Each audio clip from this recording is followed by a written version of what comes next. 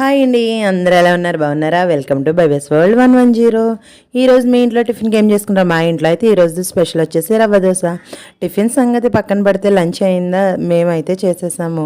అయితే కార్తీక మాసం వచ్చేసరికి మీకు ఏం గుర్తొస్తుందండి? ఇప్పుడైతే పెద్ద అయిన తర్వాత పెళ్ళిళ్ళు అయ్యాక పూజలు ఉపవాసాలు వ్రతాలు కానీ చదువుకునే రోజుల్లో అయితే ఎవరికైనా సరే పిక్నిక్ విహారయాత్రలు ఇవే కదండి గుర్తొచ్చేది. ఆహా, నవంబర్ నెల వచ్చిందంటే చాలు ఎప్పుడెప్పుడు పిక్నిక్ తీసుకెళ్తారా అని ఎదురు చూసేవాళ్ళము.